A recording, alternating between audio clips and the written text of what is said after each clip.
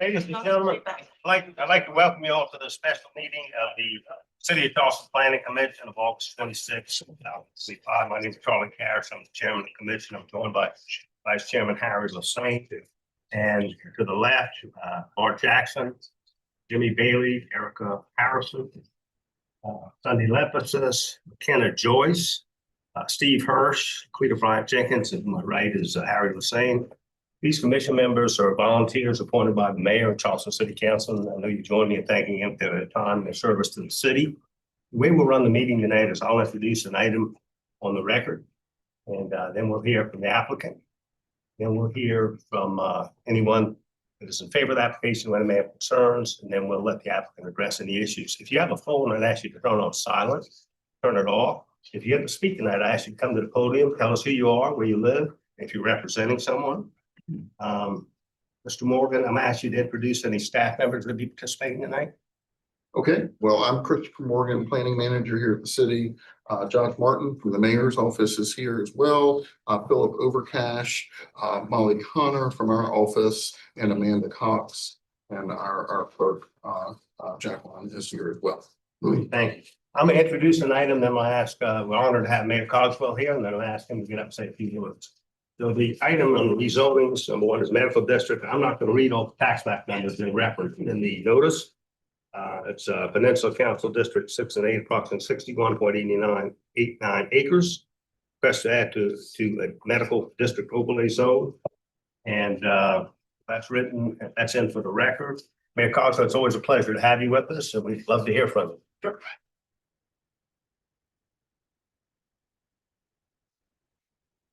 Thank you, Mr. Chairman. Very glad and honored to be here tonight for this important topic. I want to give a shout out to Dr. Cole and his board and staff that are here tonight as well as the advocacy groups and concerned citizens that are here to discuss this very important topic. I'm going to be pretty brief here. I wanted to just go over a few things that have been brought to my attention by community members over the past several weeks. And just address those briefly before we get into the presentation, because I think it's important.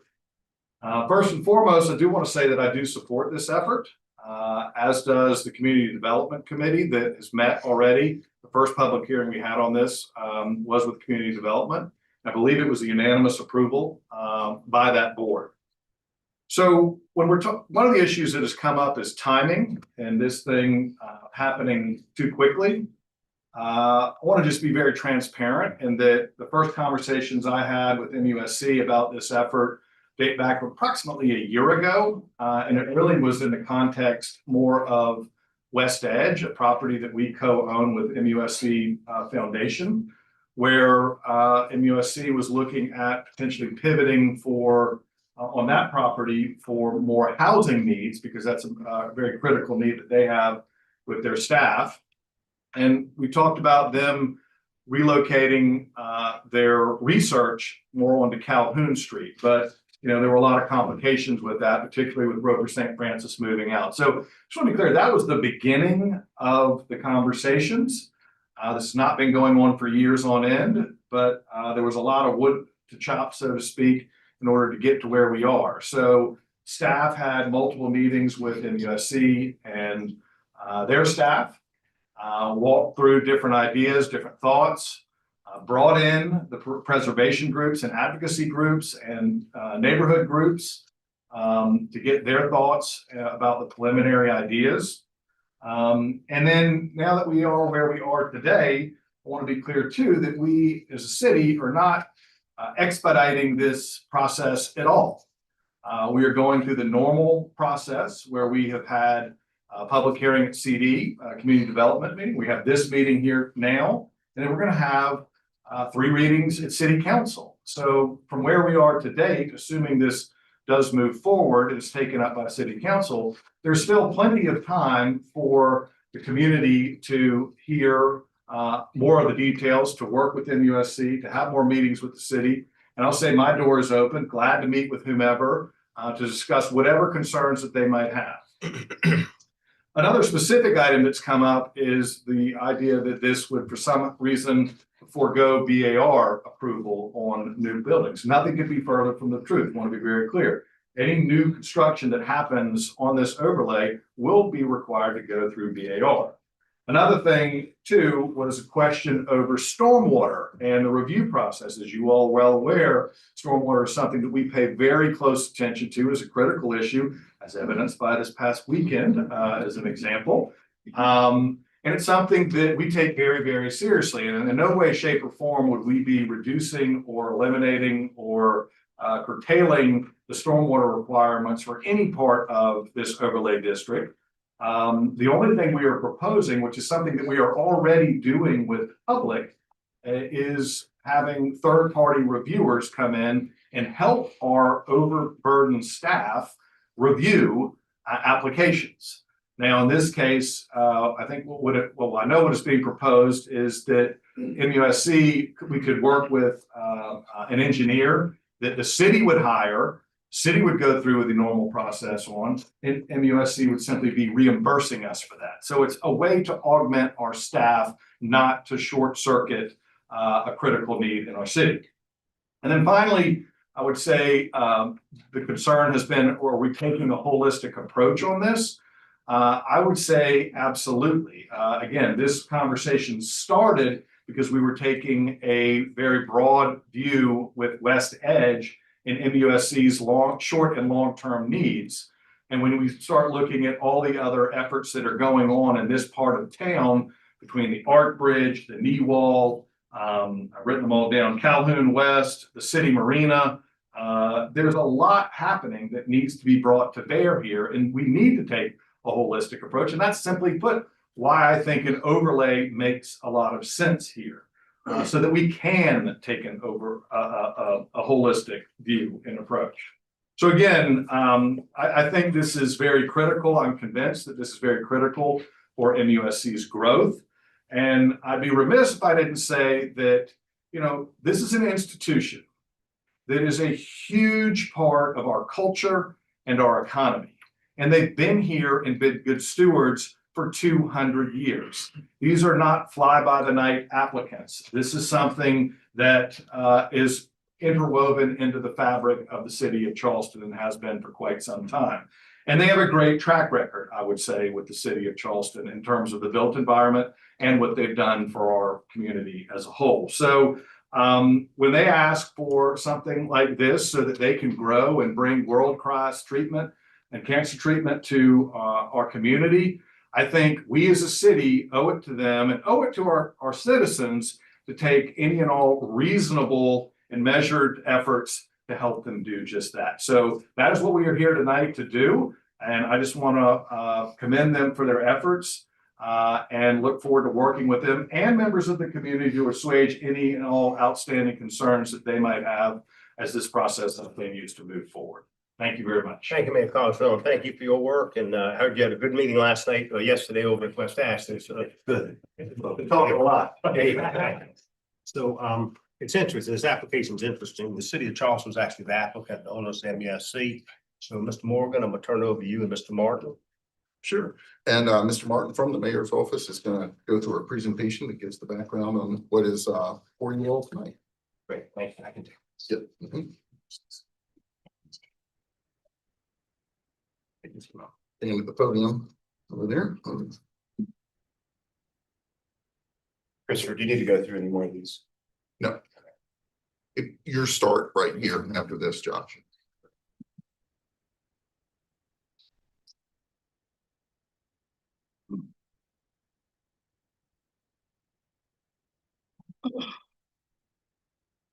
Good evening, for the record, Josh Martin with the mayor's office. I'm gonna try to take a maybe not excitingly topic in terms of zoning and try to make it as simple as possible in terms of what the overlay is trying to do. And so what I've done is just try to take this presentation, incorporate every piece of text from the overlay and tell you what the requests are, because these ordinances are sometimes difficult to read, difficult to understand, and trying to understand what the requests are and what we're trying to address as part of the overlay. And then we can go through any questions or those types of things if that's okay. The mayor mentioned this started back in June 2024.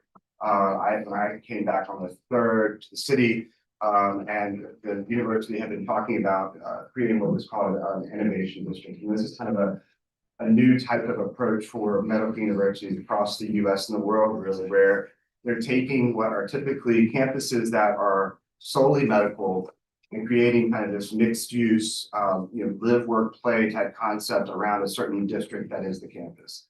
They're going from kind of a single use to a mixed use, a 24-hour place, aside from the hospital, that would be people living there, people working there, those types of things.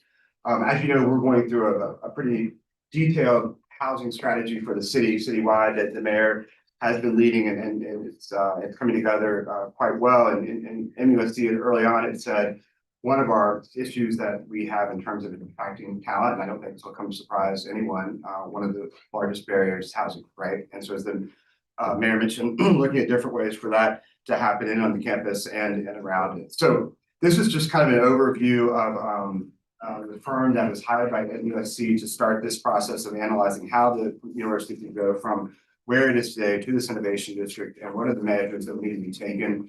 There are a number of measures outside of zoning that I won't go through, but one of the ideas that did come out of this was this concept of creating, basically it's leverage of assets and strengthen the institutional, industry, and community partnerships. And part of that was thinking about how to legalize certain things that weren't legal or not possible on the campus through a zoning framework. I probably don't need to tell you this because you deal with it very often, but one of the overarching issues is that our zoning ordinance works very well at a site-specific basis. So if you're on your lot where your home sits, you have setbacks, these types of things. When you try to take our zoning ordinance and apply it to a campus-wide or multiple parcels, it starts to fall apart a bit and becomes very clumsy and cannot achieve maybe what's best for that place that you're trying to create. That's a very simple way of putting a very complex topic. In the case of MUSC, there's LB zoning as the base zoning. So that's important to keep in mind as we're moving forward in terms of its hours of operations, its permitted uses, and the like. So we're going to go through that. And finally, if we taking the holistic approach, as the mayor mentioned, prevents us from doing something that's really not a good practice. And that bad practice involves a series of variances over time that are all mutually exclusive events. None of them are talking to the parcel next to it or the one that came before it or the one that's about to come next month. And you're proving, hardships that really are not a hardship to begin with. So this is a thing that is we want to try to avoid. We want to try to take a holistic approach. We spent a year going through this and really thinking through the mechanics of this. So with that, we have what are called zoning considerations. So I'm going to go through each one of these considerations that are included in the overlay. Basically, all of these 7 considerations are each section within the overlay. And it's important on the bottom, the goal is to establish a zoning framework that can support the MUSC Innovation District by enabling the development of integrated knowledge communities and combining labs, RD space, hospitals, teaching facilities, startup incubator, residential housing, student housing, hotel, restaurant, retail, and open spaces conducive to collaboration in downtown Charleston. So that sounds like a lofty goal, but one that I think we have arrived at with the proposal of this overlay. So the proposed zoning framework is a medical university overlay zone, the Peninsula Medical University overlay zone. It's important to note that this overlay only applies to MUSC owned or related properties. And the reason we say related, and we can get into this, is that some of the properties that the medical university owns are not truly in the state of South Carolina or the medical university. They may be a foundation or other entities of the medical university. So that's important for the record. I think you all are all familiar with the concept of overlays in the city. We have many overlays that are currently active, everything from accommodations, we have an amusement overlay, even tech corridor overlay. And so we have different overlays that sit on top of the base zoning. So what we're doing is the property is all zoned LB essentially, for maybe 1 or 2 that are not, but the LB. And then we have a zoning that's sitting on that property. We're taking the overlay that's going on top of that zoning and making modifications into the LB district. So that's kind of the plan here that we're doing, as well as the overall zoning code in terms of reviews such as stormwater, trees that we'll talk about as well. So moving forward here, this is the proposed zone. Again, MUSC related properties only. They're shown in gray. Roper is not shown, and that's been a question that's come up a number of times, but Roper, MUSC does not own Roper at the moment. And so these again are only MUSC related properties. So we're going to go one by one and tell you what these conditions are. And again, we're going to cover every sentence of the proposed overlay. The first one is limited business zoning with regards to hours of operation. So right now, the hours of operation of LB are the hours are 7 a.m. to 11 p.m. So the Starbucks that's opening at 6 o'clock currently on campus is not obeying the law. And there are not opportunities for restaurants, for example, that wanted to stay open past 11 or those types of things. So we want to unrestrict those zoning, those hours of operation similar to what we have in the general business zoning district.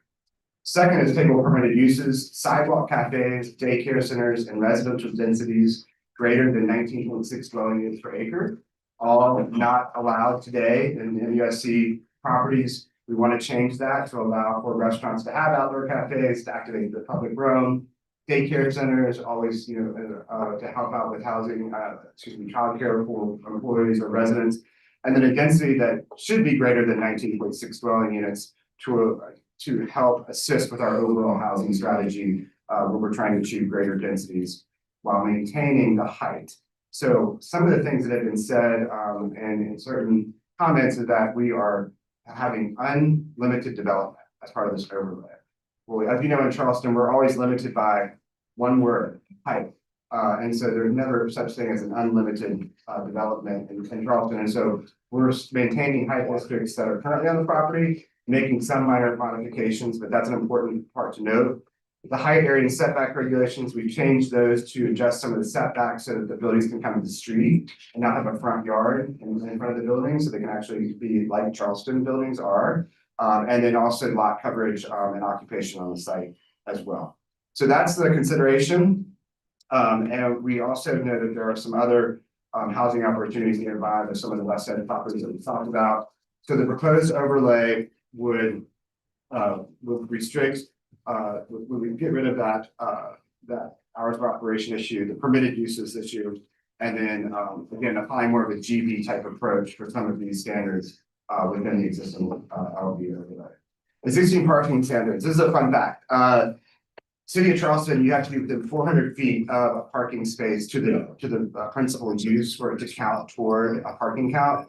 Well, MUSC has a number of remote lots, which are great because we're off peninsula, we're busing in people, we're reducing cars coming downtown, those types of things. Well, all of those lots don't count toward the parking count in MUSC in terms of being conforming for that. And so what we have to do, unless you go through and get special exceptions and variances and what have you. And then also on the campus itself, because of the way that it's structured and how parking is centralized both today and in the future, there will be parking that is 425 feet away, that may not count. So what we're doing is trying to take away these parking standards by land use because of the location of parking also to be amended within the district itself. Again, this is a vested rights issue, certainty that the MUSC can grow as they want to plan based upon a rule book that makes more sense for them and really more sense for this part of the city. Architectural Review Board. So the MUSC is currently going through a campus master planning process, and in that master planning process, there are certain areas where it's a no-go zone because of historic buildings or buildings that are more recently constructed or what have you. And then there's some areas that were not identified that are growth zones, perhaps future growth zones. So for example, the old county building, I believe that's 334 Calhoun, if my math is right on the address. That's an area that we thought that seems like to be a growth zone that could be happening for the MUSC. Other areas of the North Campus. So these areas, and then the area for a new cancer center, which I think that Dr. Cole probably speak of later this evening. And within this, we are maintaining all of the BAR review of new structures, but there are limited structures that are in these zones that would not require review for its demolition. And these were all kind of ranked in a kind of significant versus non-significant way going through and looking at those. So that's the proposed overlay zone for that. Stormwater standards, the mayor touched on this. One of the things with stormwater, it's kind of like the zoning ordinance. If you go lot by lot, you're creating independent kind of stormwater solutions, and it's never comprehensive. We have a big campus that we think could really get creative with its stormwater. And again, to state for the record, the TRC would review this stormwater plan via a third-party consultant, but ultimately signed off by staff as part of the TRC review process that meets our standard. And so we're making that revision, as the mayor mentioned, for the third-party stormwater review. Finally, height. That's always, sometimes we end up in the height discussion. What's really interesting about the height districts in the medical district, something that the city did a long time ago. You'll see the last height district, the 5530S. And 5530S, I think, is one of the most unique tools in the height district toolbox at MUSC, because what it does is it prevents large planes of building to come right up to the edge of the street. And it makes you what you call wedding cake, where you have to step back the building. And so you go up 55 feet, you go back, and then you go up again to whatever the highest point of the building is. But the street, you're experiencing a 55-foot building and not a 200-foot building that would be sitting right along the street side. So that's a really important piece of the medical district, where we do have some additional height, and that liner of 55 feet around those blocks really helps break down the mass and centralizes height within the block and not on the edge of the street. We are keeping all of those liners as part of these additions, but what we are adding are some height in certain blocks. So this is today, the existing height districts. You can see that 5530S meandering around, and the new cancer center, which we'll talk about on the eastern side of the campus, is where we're proposing some height that would be added into the center of those blocks. Again, keeping the liner around those blocks. And then in the northern portion, we showed the other growth zone that would be an 85-200 zone, again, with line blocks. Proposed accommodations. Accommodation uses with the medical university are not only important to visiting someone that is in that's in the hospital, but as part of your recovery process, as you're leaving the hospital, you may need to be on campus for a week, call it 2 weeks, a few days, those types of things. So we want to have these accommodation uses. We're limited to 2 uses, a total of 250 rooms, to be able to accommodate the need of the accommodation that would be in close proximity to the medical university and the medical facilities. And so that's important to note that also, while we're doing this, we're achieving, as you know, all the goals of the accommodation zone, overlay zone include, we're not displacing housing, we're not displacing office, we're not doing all these things. So all of those goals are being met within that framework as well, in terms of the plan for this accommodation use. And then finally, tree protection. So tree protection, one of the things that we really dug into is looking at where the trees are on campus, where they're kind of located within the growth zones. A lot of the grand and more, I would say, beneficial trees are near and around more historic structures on the campus, but there are some areas where we have some in-block trees. And when those trees are removed, what we would like to do is, instead of replacing them on site, we'd like to replace them on street to create shade trees and try to enhance the public realm. So if you're removing trees and you go through that process, when they're mitigated for, then they go back on the street, on the sidewalk. So we have nice streets. If you've been through some of the streets, and no offense, Dr. Cole, in MUSC, there's some suboptimal conditions in terms of, maybe shade or sidewalks and these types of things. And so part of the redevelopment strategy of the university and this whole arboretum concept is to build and enhance public realm. And so we'd like the trees to go back to the street and not stay solely on the lot. So that's number 7. This is the language. It's a lot of language to get to that, as you can see, but that's number 7. So the mayor mentioned about community outreach. We have just met this week. We're still continuing the march, and we have tomorrow a meeting with Lisa from Historic Charleston Foundation. Thursday, we're meeting with Brian. I think Sam, they're in the back of the room, to talk more about their letter of concern and some of the things that they would like to see.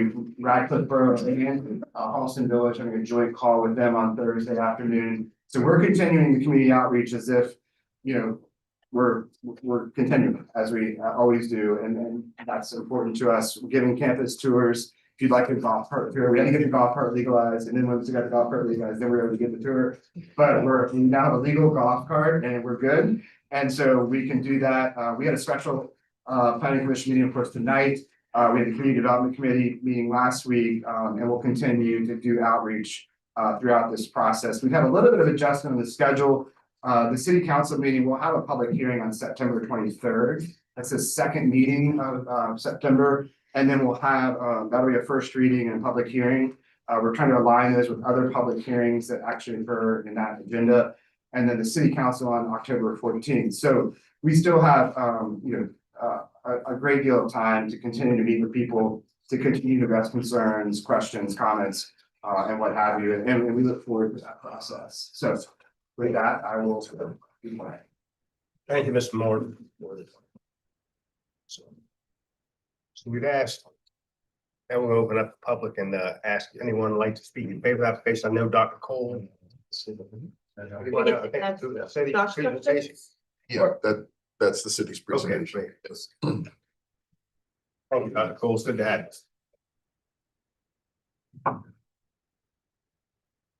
Thank you, Mr. Chairman. I'm glad to be here today.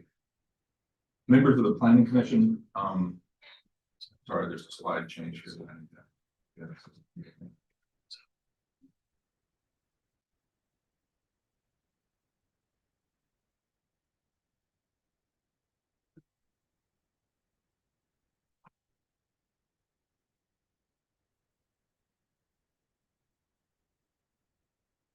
So thank you for letting me present to you today and for letting me share MUC's vision of the future.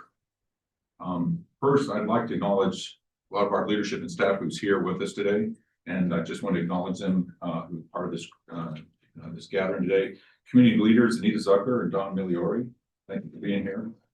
MUC board members, Charles Schultz, chairman of the board, Schultz, Dr. Mel Brown, Michael Stavronakis, Dr. Don Johnson. Again, thank you for being here. We also have Ray Du Bois, who's the Hollins Cancer Center director. Thank you, Ray. Tom Crawford, MUC Health Chief Operating Officer. Bill Martin, MUC Chief Real Estate Officer, goes towards the back. Gopi Amaraju, Senior Program Director, MUC Health. Stuart Mixon, MUSC COO. Stuart. Don Hartzell, Chief of Staff, President's Office. Don, thank you for being here. Julie Ham, MUC Executive Director of Facilities. Julie. Brian Hellman, Esquire, outside counsel representing on behalf of the MUC. I want to acknowledge my wife, Kathy Cole, who's say community leader and First Lady MUSC. She does a little good. Other invited confirmed attendees who are here, Preston Covington, Chair of the Hollings Advisory Board, Michael Perry, donor and grateful patient, Jenny McKay, Hollings Cancer Center Advisory Board, Jenny Green, Hollings Cancer Center Advisory Board. Jenny, thank you for being here. Ben Haygood, another advisory board member. We have several physicians, Dr. Lockhart, who's MUC Hematology Oncology Division Director, Dr. Lockhart, Dr. Jason Newman, Professor of ENT Surgery and Cancer Clinical Lead for MUSC, and Dr. Terry Starr, Dean, College of Medicine and VP of Medical Affairs. So thank you all for being here. I know I've not mentioned everybody, forgive me those who I missed, but this is a large gathering and I just want to acknowledge those who I can in this moment. Over the past year plus, MUC leadership and staff have been in conversation with the City of Charleston, leadership, staff, local neighborhood boards, leadership, our historical societies. And the conversation has been about our shared future and how to enable it in the most thoughtful and meaningful manner together. We're very appreciative of the response by the City of Charleston in proposing this overlay zone. And Mr. Mayor, by the way, not acknowledge you. Thank you for being here. What's the purpose of the overlay zone? In my view, the purpose is to enable MUSC to have a future and to lean in that future, and in so doing, bring world-class cancer care to this community. Cannot emphasize that enough. MUC is also very appreciative of the Community Development Committee and the City Council members on that Development Committee who voted unanimously last week in support of this proposal. Why is the overlay zone important? It provides MUC certainty. Certainty that we can and will be able to build our future with and as a part of Charleston.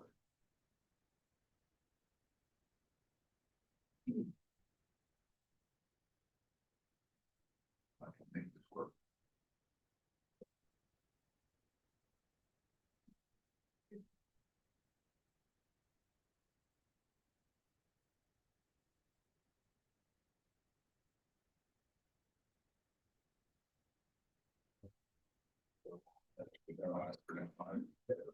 Thanks. There's always something technical.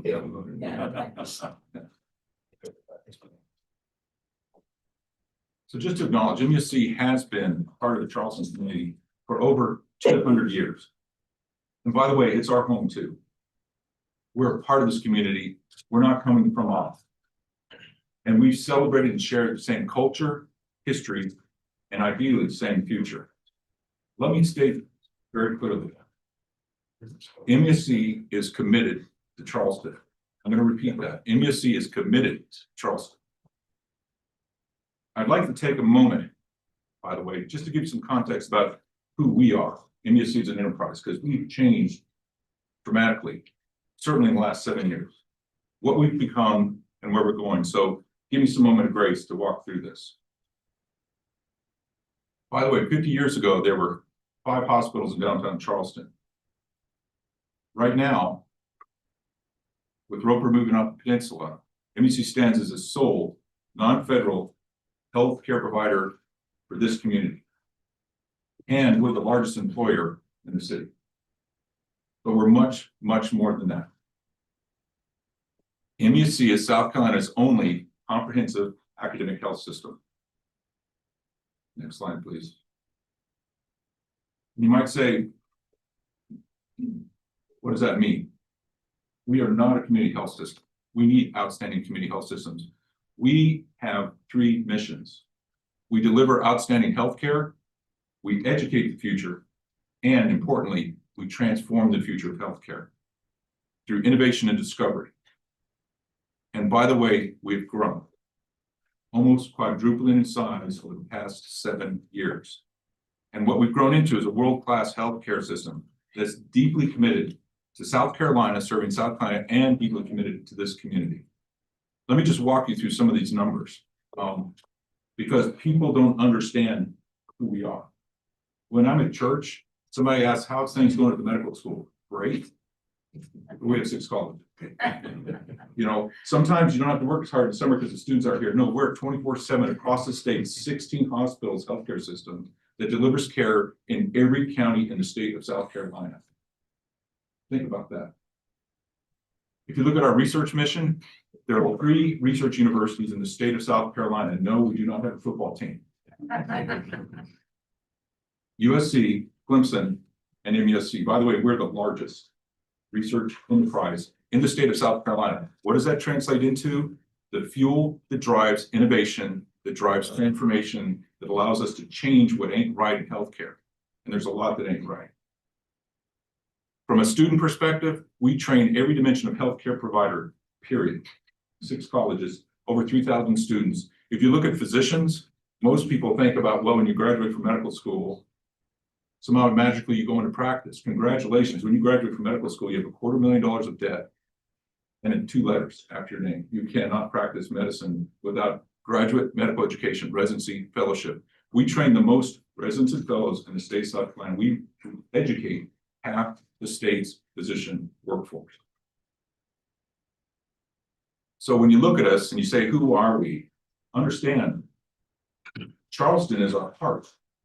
We are much more than that. If you look at our workforce, 34,000 employees at MUSC. And from a research perspective, what does that translate into patient care? Over 1,200 individual clinical trials. What read that as the fuel for changing the future opportunities you have as a patient for outstanding healthcare. Now, you might say, why all this growth? Well, because of this growth, we actually are embracing, in my opinion, for the first time in 200 years, that we are the Medical University of South Carolina. There's a lot of work that needs to be done in partnership across the state with communities. We do not come into a community and say, hey, we're here from the government, we're here to tell you what to do. We are a part of those communities, which is what our magic is. We have capability, we have people that are dedicated, we have resources that are, as we speak, transforming communities. If you can go to the next slide. I'll share with you, given that basis, what MUSC's aspirational goals are in the next 20 years. In the next 20 years, MUSC will be a top 20 academic health system in the nation. We will be. And importantly for this community and our state, in partnership with the state, and because of what we can and are doing, South Carolina will be a top 20 in the nation state for health outcomes. If you know where we are as a state, a long haul.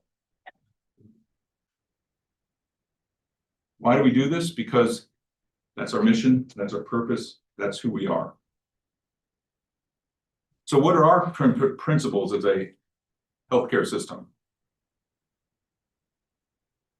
Our guiding principles: patients and families first, not just words, but actual reality. South Carolina should take care of South Carolinians, and we do our best to enable that. We do our best to elevate local care, best local care. We do not need every patient in Charleston, South Carolina. We need the right patients with a high complexity quality of care that we deliver only in Charleston, South Carolina. And by the way, most people don't realize this. In Charleston, in your backyard, our highly complex care, we have 15 only services. The only heart transplant, the only accredited burn unit, the only bone marrow transplant, goes on and on, in your backyard. We also understand that partnerships, how we move forward. And if you know anything about the highly competitive world of healthcare, that's what makes us different. Partnership is our first plan. And when we come into communities and we're partnering with different health systems across the state, that's what makes the difference. Meet people where they are. So, and let me give you, next slide, please, 3 brief examples of differences we are making in communities beyond Charleston. MUSC wants to be a partner in a community and elevate what that community can do. 2 weeks ago, we opened the Jean and UK Leatherman Behavioral Health Care Pavilion in Florence, South Carolina. That was a 4-year project to get to that start. I don't think I have to tell anybody in this room that behavioral health is broken in the United States of America. And by the way, you don't earn money leaning into behavioral health as a healthcare system. We're doing the right thing with the state, with those communities, and that behavioral health care pavilion purpose is to put the fire out. Patients in crisis, behavioral health crisis, suicide, don't know where to go, bounce in and out of emergency rooms. And what do those ED doctors do? They do their best. They give an appointment that you will never see anybody in the next 6 months. That's what it all is. And you fall through the cracks, you bounce back. This is going to have acute crisis stabilization, inpatient beds. We partnered with McLeod. We built a world-class facility. It was supported by the city of Florence. It was supported by the state of South Carolina. It was supported by the PD consortium. And you just catch a snippet of the excited people that are in that community, very proud that MUSC is part of their community. Black River Medical Center. I invite you to go to Williamsburg County. Black River Medical Center, there were 2 hospitals previously taken out by the 100-year flood. Those communities had no health care. Literally, the Williamsburg Hospital was a FEMA trailer. We were able to get support from the state, donations, the federal government, MUSC Health. We built the first new rural hospital in the state of South Carolina, probably in the last 80 years. I'm willing to guess the nation, but I can't prove it. And there's a lot of naysayers. You can't do that because changing things, so forth and so forth. But I will share with you, last year by national metrics, Vizient, Black River Medical Center was ranked number 5 in the nation in quality outcomes. Number 5 in the nation. And I've received texts now from people that live in those communities. And they say, thank you. Why? Because those communities have never had access to that level of care, that quality of care, that type of opportunity to transform lives. MUC Health in Orangeburg, we took over the management of that 2.5 years ago. I will just say briefly that hospital would not be in existence and actually would have gone out of business about 2 months later. We turned that around, $30 million deficit year over year within 18 months. And we're elevating the quality, confidence, and pride that that community has. I can tell you that Orangeburg Regional Medical Center has great bones. I'm excited for what the future looks like with that community, with MUC there. I was asked in many ways, why are we running that burning house? To me, it was the right thing to do. And by the way, a community without healthcare is a community without a future. Basic facts, everybody states them. It's the right thing to do, and MUC was the right enterprise to do it. Next slide, please. And of course, we want to elevate our home, our birthplace, Charleston, South Carolina. That's why we're here today. With the support of the City Council and the Planning Commission, let me speak about our shared vision for MUC Charleston. Over the next 20 years, our downtown campus, MUSC, will be revitalizing, growing, transforming our Charleston campus. There's many reasons for that, but we cannot deliver future health care in dated facilities. Our patients don't expect that. The care that we deliver for the state can't be done.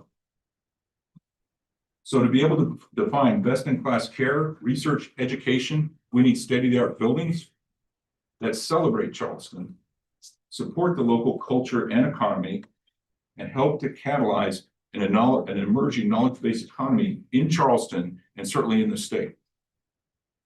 A critical part of this will be the Innovation District on Calhoun Street. What is an Innovation District? It's one of those things, you know it when you see it. I'll try to describe what the concept is. It's much more than a group of buildings. It's a place. It's a place. A place of creation that intersects with the community. It's a place that enables knowledge-based economy to thrive. It's a place that attracts the best in the nation, industry partners across the state. And it's a place that's a national draw for Charleston. It will also be a place that elevates and celebrates the best of Charleston. We have no intention to do anything other than with you that you all are excited about. The pieces already coming into place. For those of you who paid attention in the last year, we opened Blue Sky Labs that were open to represent the first building block for our investment, startup companies, incubators. By the way, last year MUSC had 52 startup companies. And it's not just words when we talk about knowledge-based economy. It provides incubation space, a community that intersects with other entrepreneurs, basis that actually build your future. But in terms of the Innovation District, think of it as the initial campfire. Blue Sky Labs is the initial campfire.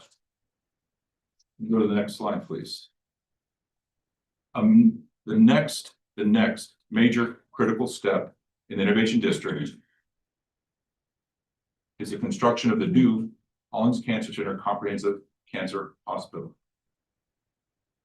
Currently, just so you know, the Hollins Cancer Center is the only national cancer NCI designated cancer center in the state of South Carolina.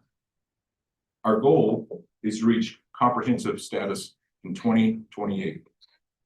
What does this mean? It's a lot of words to the average citizen. Right now, MUSC is delivering access to truly innovative care, quality of care, clinical trials, cutting-edge therapy in downtown Charleston. Comprehensive means that we have to be able to define that and prove it, that access and quality of care across the state of South Carolina is being delivered as a part of that with partners. In Charleston, the Comprehensive Cancer Hospital will be the apex of this vision. It will enable the best cancer care in the nation. And if you know me, I'm not a person of hyperbole. It will have patient and family-centric facilities that define the best in class. Think of Cleveland Clinic, think of MD Anderson. I'd like to give you just a glimpse of what that can mean to receive life-changing, world-class cancer care delivered by immunity to this community. If we can go to the next slide and start the video, please. The expectation at Hollings is if you have a good idea and there is a good expectation that it's going to improve human health, it's an obligation to get it into patients. Carrie came to me and had metastatic lung cancer, never having smoked. Historically, the survival was abysmal. They'd given me about 8 months to be here on this planet. When I walked into NUSC, we met Dr. Brangle. We liked him right from the very start. When we came to Hollings, we just knew that if there was something available out there, they would find it. We developed a concept in my laboratory, a combination of IL-15 based cytokine therapy with a PD-1 monoclonal antibody.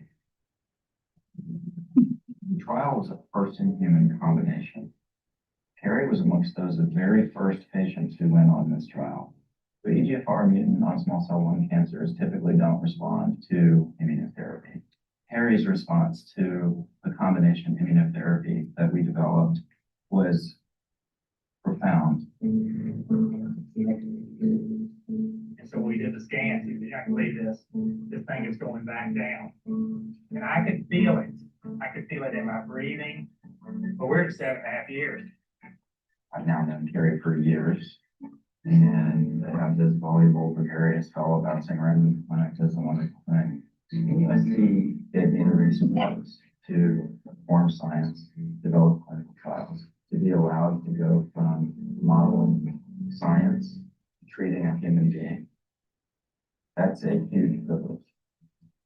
I've seen my son get married and seen graduations, and I'm not leaving it. As he walks along his road, we have been able to keep building road for him through clinical trial. Standard of care doesn't do that. Research does. And Carrie is literally living proof of it. My motivation is in patients. And that is why I'm here. That's why my whole career will be in USC. I never stop thinking about my son.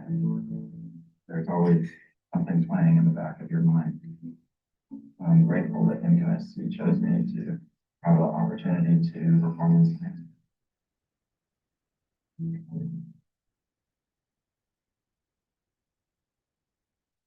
That's MUSC. To make this a future reality in terms of the cancer hospital, we need state-of-the-art facilities and space to deliver the care that our patients deserve. This new cancer hospital will be the cornerstone of a vibrant innovation district that will bring Calhoun Street to life. And it will also be that this will be a destination for this community, a whole new dimension that I think we can all be proud of. I would like to just talk about why the zone overlay is so important. And I'd like to, in that process, give you a snapshot of what is currently on the books, being considered, being discussed on Calhoun Street. And I'd like to, if I can, just show this video to help you understand that this isn't a single building. We're talking about an area, a region that's going to be redeveloped in the next 20 years. The thing that excites me is we could do this together in a manner that we're so proud of. If we can play that video, I appreciate it. Just going to pass the video.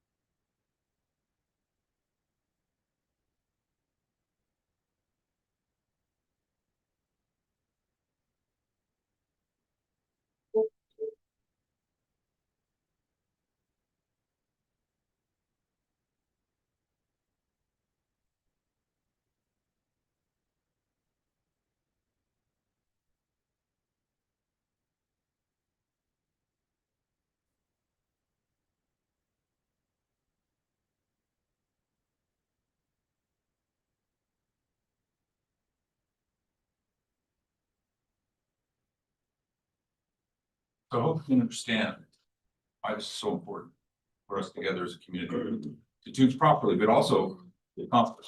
We cannot accomplish this with individual building and zoning that have conflicting variances over time. It's impossible. I think it's also important to highlight, and Josh mentioned this earlier, we have been working on a campus-wide stormwater plan in conjunction with the city, actually for the last 5 to 7 years.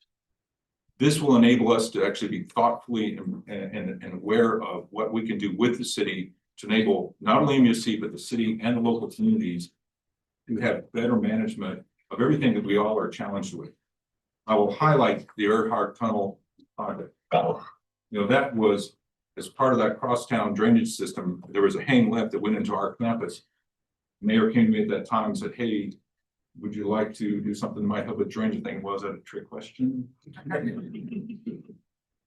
But we were able to support each other. We got the monies, and that's actually made a difference.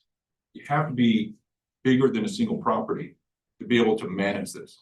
And I would just make a comment. We are fully behind this, the efforts to manage water. It is, again, our home too. You know, we have to live it every day. And every building and every stormwater consideration that we need to put together will be done in concert with the city. So I would say we can't do this alone. And I'm coming to a conclusion here soon. One additional, if you can just go to the next slide. One additional, I'd say smaller topic, but a consideration to think about. There's been concern expressed that because of the proposed overlay, MUC will not be a good steward of our historic buildings. And by the way, just for the truly historic buildings on their campus, this overlay maintains all the current oversight and review requirements. No change. But I think it's of equal importance to understand that MUC always has and will be a good steward of our historic buildings. That the buildings that elevate our history and our shared values. Realize that MUSC actually was engaged for about a year with engineering firms before the Post and Courier article came out about 141. We're trying to assess what to do with that building. And we have renovated the Anderson House. We're renovating the Kitchen House. We renovated Sebring Amar. And I'll share with you photos of the recently renovated Whitcliffe House, which I invite you to tour because it is stunning. Take a look. You know what the Whitcliffe was and what it is? It's something we can all be proud of. I would just say, judge us by our actions in terms of what we're doing and where we are. Next slide, please. Next slide, please. Our vision is that these beautiful buildings that are on our campus that are truly historic will ultimately become icons of the future innovation district. It's all the things we, I think, commonly know. So as I close, I'd like to share a few, go to the next slide, a few personal thoughts. In my role as president of MSC and as a surgeon who has been and continues to take care of this community for over 31 years, I know two basic truths. Health, or lack thereof, is the great equalizer for a person, for a community, for a state. And that's what makes our work so meaningful. It's my privilege to lead over 34,000 dedicated individuals who work every day to make a positive difference in our communities as we move towards something that we can all embrace and say, this is what healthcare should be. MUSC serves each and every one of you in this room. We care for your parents, we care for your children, your friends, your neighbors, and your coworkers. It's what we do every day at MUSC with and as part of our community. And whether it's directly through patient care in the hospitals and clinics, or through partners, or through the research, you saw a great example of what's emerging and what can happen. If it's from the doctors, dentist, nurse, pharmacists, scientists who we train, and we train for South Carolina, we know that we're changing the face of modern medicine.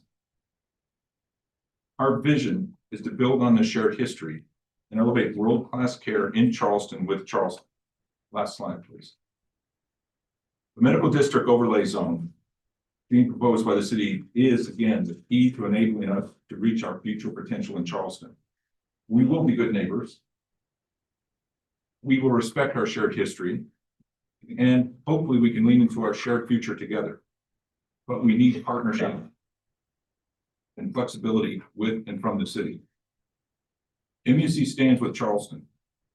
I hope, and what we need is for Charleston to stand with MUC. Thank you, Dr. Cole. Thank you for your organization. Before we open up to anybody in favor of the application, is anyone else from the Management University that should speak? Okay. Well, Yoga, if you get up to speak, just tell us who you are, where you live, and if you're representing anyone. Yes, sir.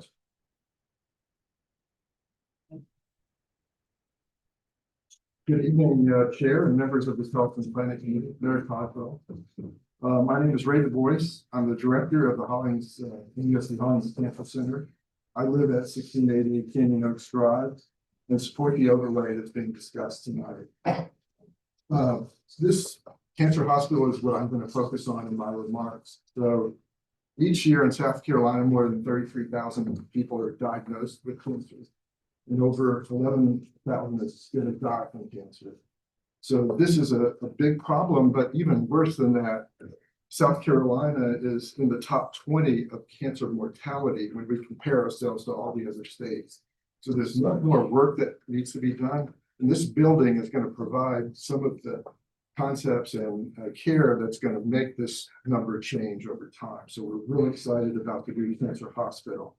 It's going to consolidate inpatient and outpatient cancer care. It's going to bring together oncologists, surgeons, pathologists, radiation experts, supportive care, and all under one roof. The patient goes to this one place, they get all of their care and they're done. They don't have to go to many different buildings around campus. This is really not a building, it's a lifeline for thousands of families across South Carolina. I respectfully urge you to support the overlay so that together we can reduce suffering, save lives, and ensure Charleston remains a leader in healthcare for generations to come. Thank you, sir.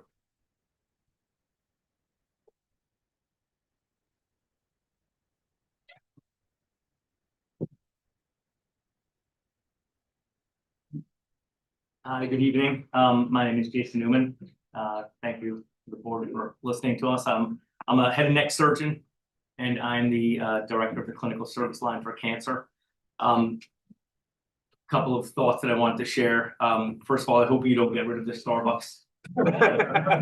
It's a lifeline to many things on the campus, and many of us are there very early. So just a small comment, but the cancer care that we can deliver here at MUSC and in Charleston, I would say what drew me to MUSC is that I already know that we are providing world-class care to our patients, and I'm hoping that in continuing to allow this expansion, we can really continue to build on what we have done already by really allowing patients from across the state and from the city to not have to consider other options when they want to continue to get world-class care.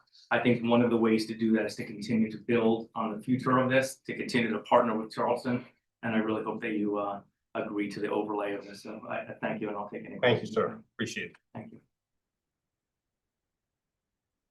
Yeah, anyone else from Medical University? Otherwise, we'll open it up to anyone in favor of the application. Anyone in favor of the application would like to speak? Come on up to the podium. Come on up, young lady. Thank you.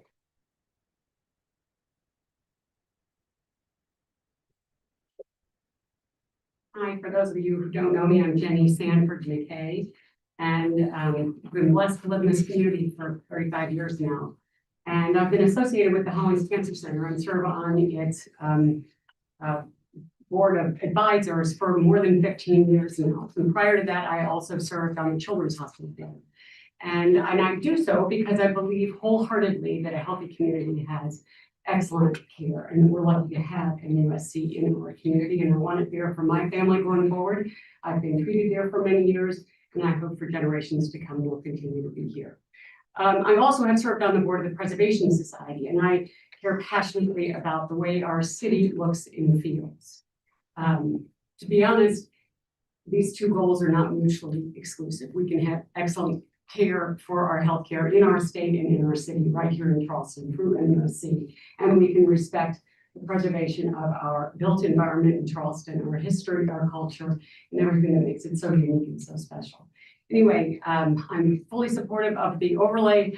I hope it will allow MUSC to continue to thrive and to serve all the wonderful citizens of our city and our state going forward and coexist into the future in harmony with our preservation, our culture, and all the things we hold dear as a community. Thanks so much. Thank you.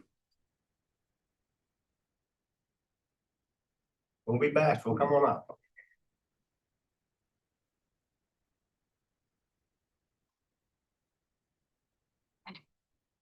Good evening, members of the commission, Mayor Cogdill. My name is Ben Haygood.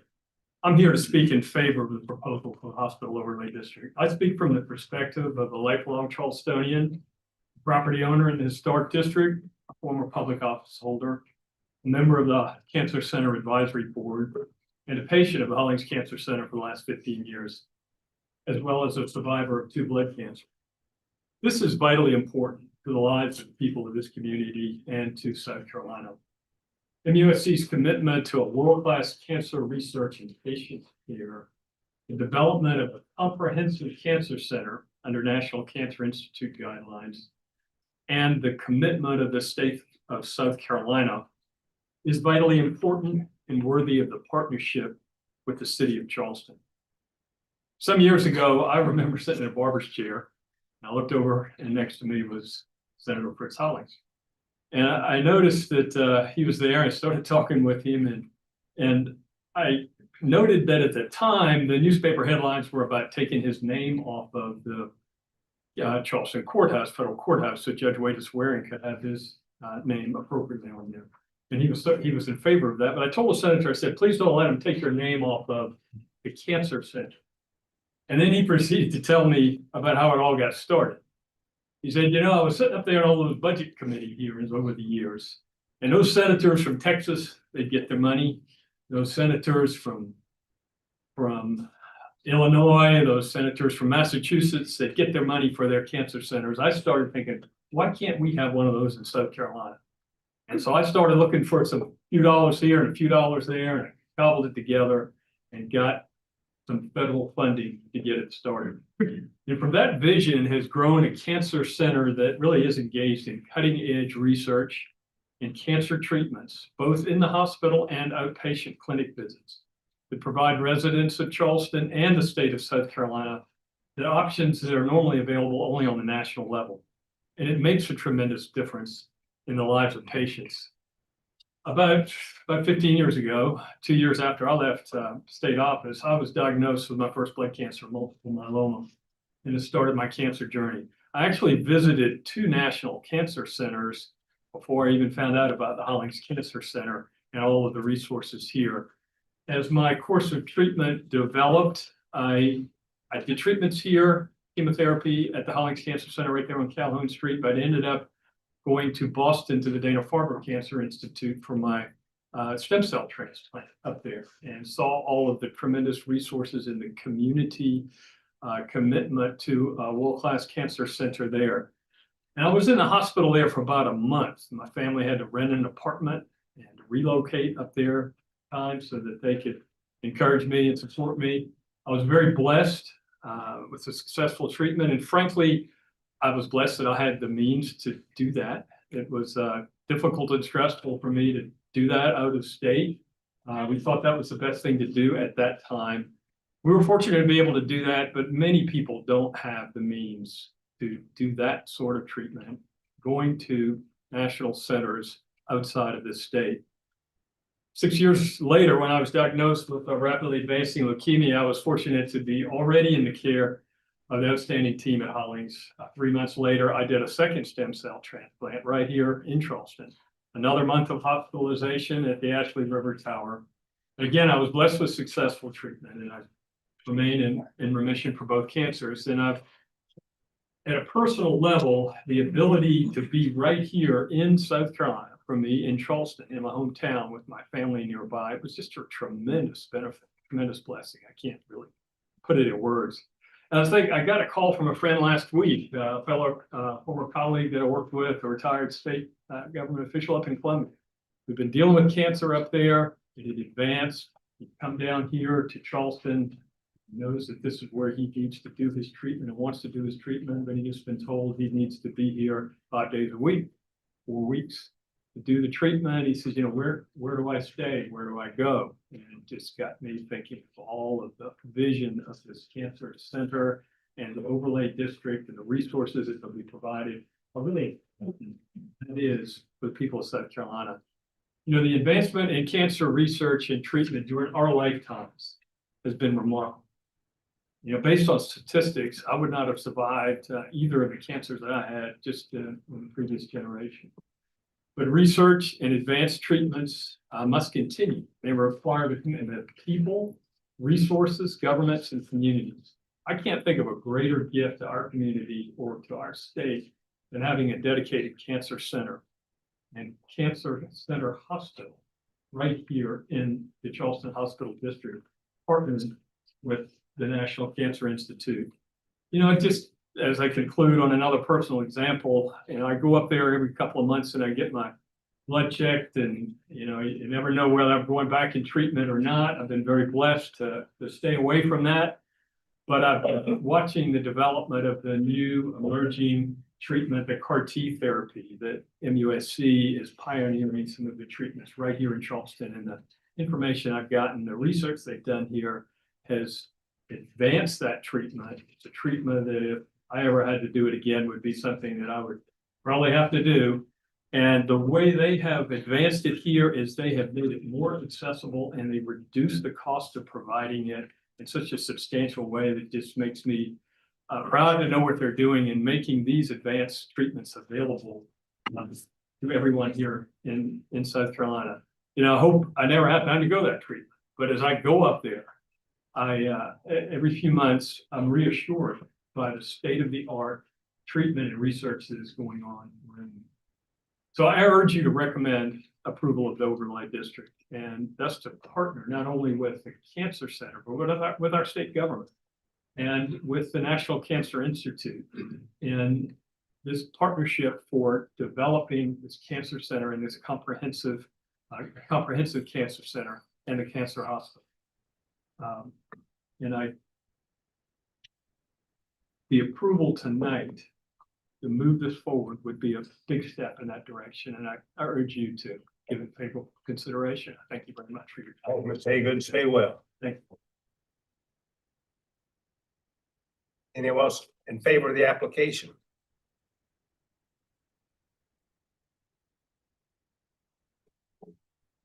Yes, sir. Good evening. My name is Stephen Ramos. I'm not a doctor. I'm a local architect here in Charleston, and I'm actually here to speak on behalf of a client of mine, Mr. Will Fogel. The Fogel family owns a property at 48 Courtney Drive. And as such, it's a property that's very much impacted by this really bold vision that's been put forth. And I want to just give you guys these maps that show you exactly where the property. So the property in particular is in yellow here, and you'll notice it's very much central to MUSC district. And as such, it's going to be greatly impacted by this ordinance. If this were to go forward as it is today, this property is not included, which means that on all 4 sides of the Fogel's property, there could be buildings that's 200 feet or more, residential density that's probably higher than what we're used to in Charleston, as well as accommodation uses. And my client is all for that. They take no exceptions to that. But what they are concerned on is that this overlay has not included their property, which is very central to this district, in the overlay. That is a concern to them. As you all know, I was here in 2023 and 2024 requesting that this particular property get added to the accommodations overlay. For all of the reasons that Mr. Martin stated today about the merits to having accommodations on or near the hospital. This group also saw the merit in that, but unfortunately, we were not granted the votes needed to proceed. Mr. Morgan stated that it was not part of the comprehensive plan to have accommodation units. Mr. Koresh, we're a little concerned about what we call the slippery slope. Mr. Lassane, you were concerned that our application for accommodations would be considered spot zoning. And that it would be better if it was part of a broader comprehensive campus plan. And so I was ecstatic to see this plan in the paper last week, because what it is a broad campus plan that does include accommodation uses. Shared it with my client only to read that his property was left out. I think all plans need to be tweaked. And I would ask that you all approve this plan tonight and keep the momentum, because it is an extraordinarily important project. And I think the fair and equitable thing to do is to include 48 Courtney as a condition, because it is really central to this campus. Not only is it fair and equitable, but it is the right and smart planning thing to do. So thank you very much. Thank you, sir. And we'll ask staff, and we'll finish, when we close the public hearing, to address this issue as well. So thank you. Anyone else to speak in favor of this application? Councilmember Waring, it's good to see you there. Anyone else speak in favor of the application? Come on up, sir. Thank you.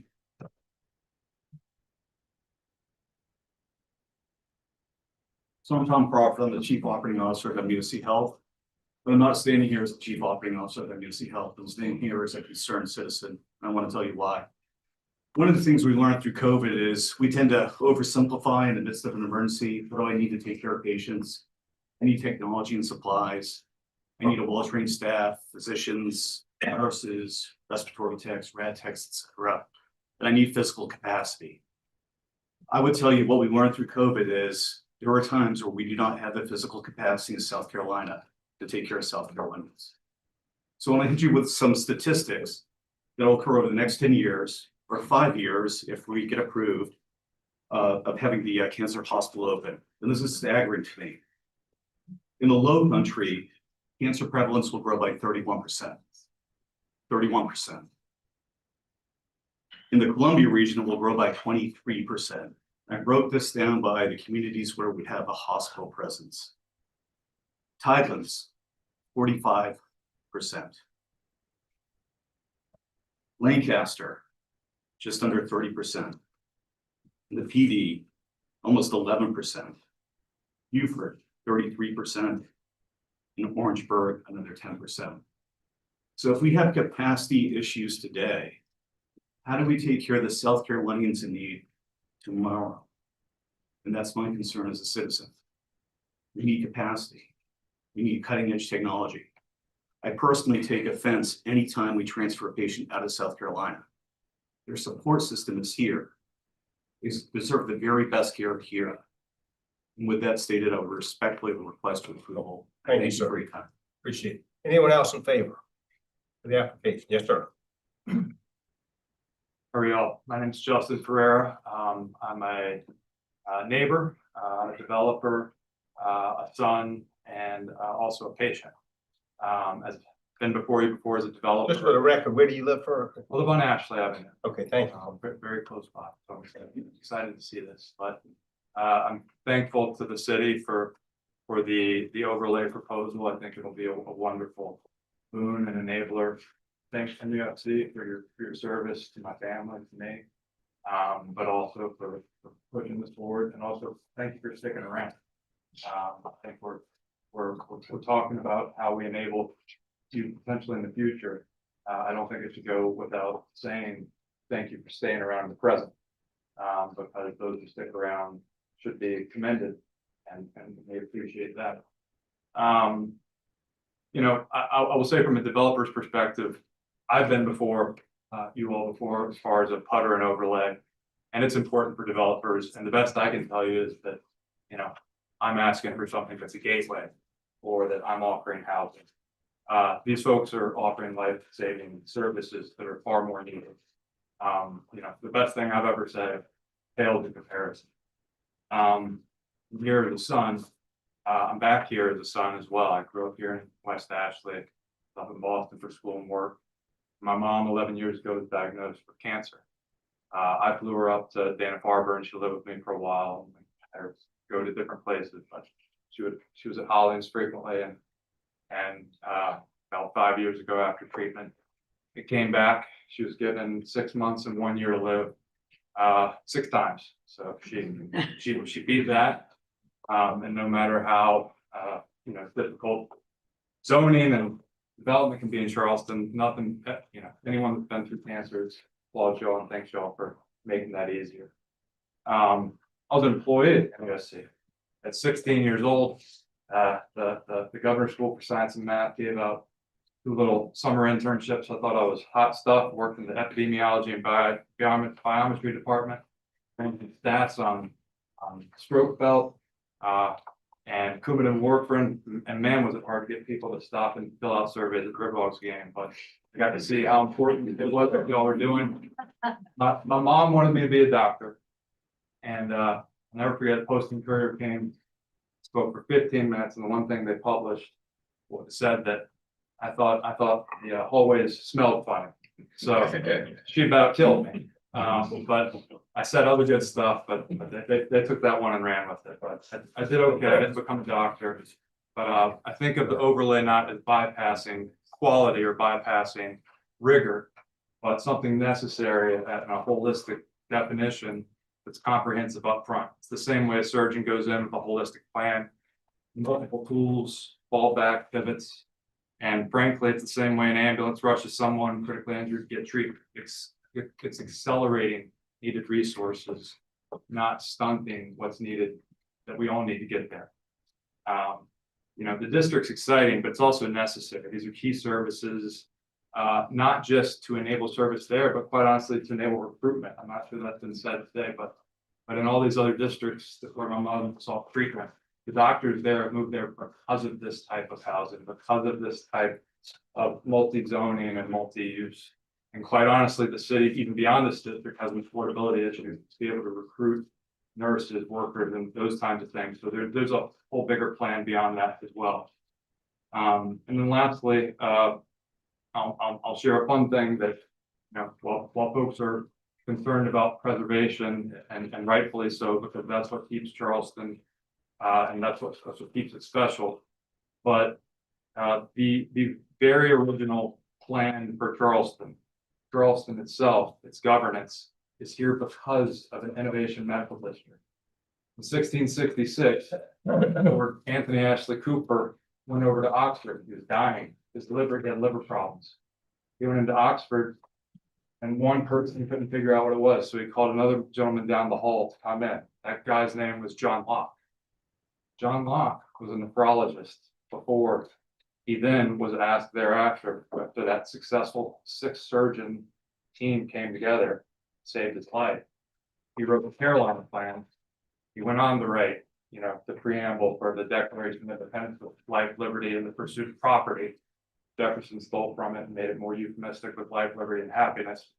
I think it's interesting that a doctor actually drew up the things we're all protecting, proud of, and enabled here today. So thank you all for your service. Hopefully 50 years from now, who knows what's on the time.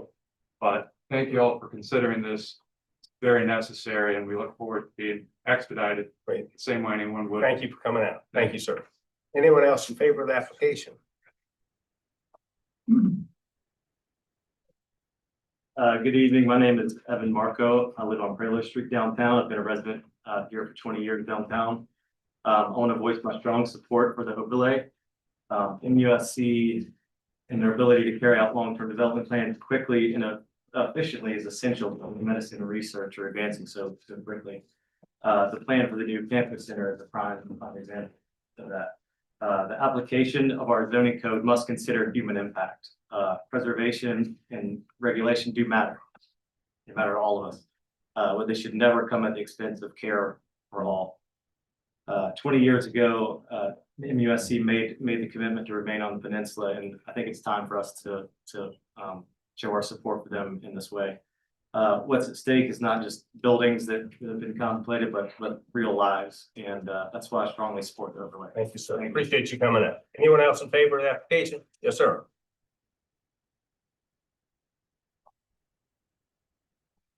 Good evening, members of the Planning Commission. My name is Michael Perry. I'm a patient. I live on Johns Island. 2 years ago, I was given 6 months to live. And if you can imagine, if it was your loved ones, your spouse, your everything, your oxygen. That's what happened with me and my family. And as you lay down tonight, you start closing your eyes. I ask you to imagine MUSC without Hollings. MUSC that's not able to support the community like what we're asking tonight. And if you will give back to MUSC, from a patient standpoint, I just can't imagine what that would do. And although I won't be around to see it, I look forward to a favorable decision from you and fast pace this overlay so MUSC can continue with this world-class service. Thank you, sir. Thank you so much. Thank you, sir. Anyone else in favor? You know, we appreciate all the comments. They're very important. And we all support the MUSC. I speak to Mr. Our Vice Chairman, but we're trying to look at the zoning issue very carefully too. So we appreciate the comments about MUSC. We all agree it's very important and needed. We appreciate them. But the big issue we have tonight is the zoning issue. So again, anyone else in favor of the application, come on up. Anyone else in favor? Anyone opposed to the application or has concerns about the application? Come on up, sir.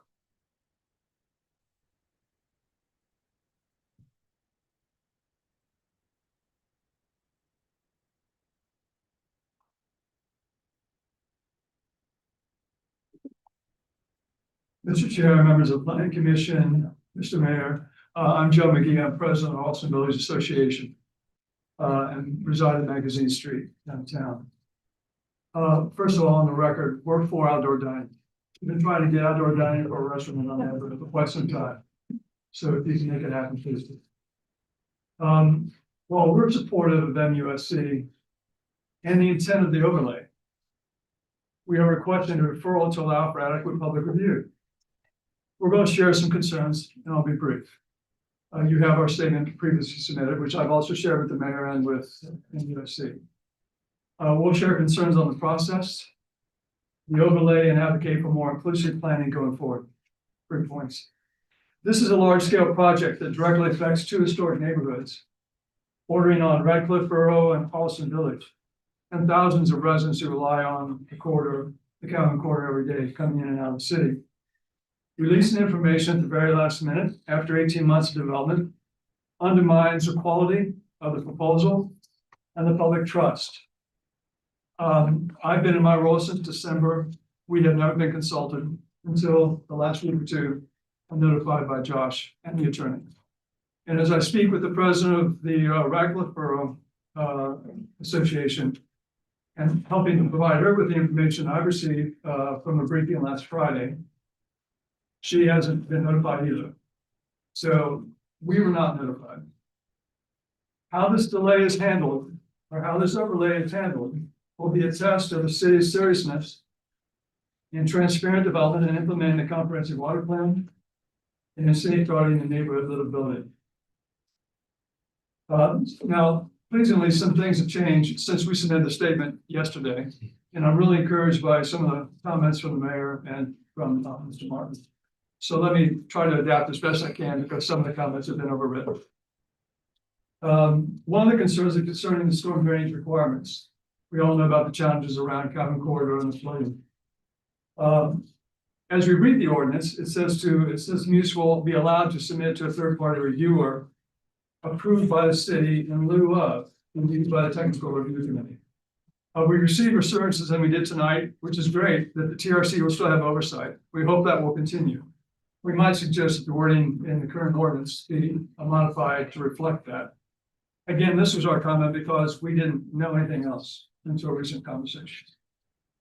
Other issues require some clarification, can probably be explained, and we're looking forward to some conversations with the city team later on this week. Already confirmed tonight, which was great to hear, that the bar does still retain review of the authority of the buildings. There was been some debate about that. We all saw many of us saw the editorial in the paper last week. That's evidently no longer the case, except for the demolition on 17 properties. Good progress. Second, the proposed height increases of up to 250 feet, just a block from residences, demands a thorough vetting. Now, we've tried to look at the map. We've had the map since Friday. And there's some pretty tall buildings allowed fairly close within a block of residences. So I just think they need to be vetted, and we need a little bit more time to review that. And it'd be nice to have that review with the city as we plan. We have to make sure we allow for the expansion of MUC at the same time allowing proper scale and mass for a neighborhood. We want it pleasant. We want everyone to enjoy going there, including the people that live there. Third, review of traffic impacts in neighborhoods remains unaddressed as far as I can tell in the ordinance. I haven't seen anything about that, nor have I heard any commentary about that. And certainly there will be impact, except for the removal of parking requirements that allow MUC to manage that in a different way than current.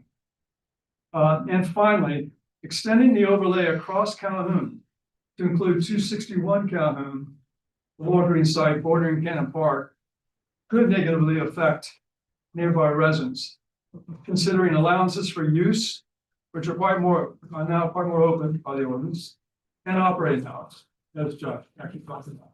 So we urge that the overlay not extend across Calhoun Street. Not sure why it needs to. So finally, beyond these provisions of the overlay, another question is how the city will plan for the Calhoun corridor going forward. We hope more inclusively with the neighborhoods involved. MUFC's growth, together with other pending projects along Calhoun and Shelby County, from 295 Calhoun to the expansion of Ronald McDonald's house, to the redo by SCDOT of Calhoun, to the routing of the Low Country Rapid Transit along Calhoun. All these things makes this a critical moment to advance long needed infrastructure improvements, such as often mentioned Calhoun West Drainage Project. It flooded Calhoun corridor, and most of us can count 3 times in the last 3 weeks it's been flooded. It's had to be shut down.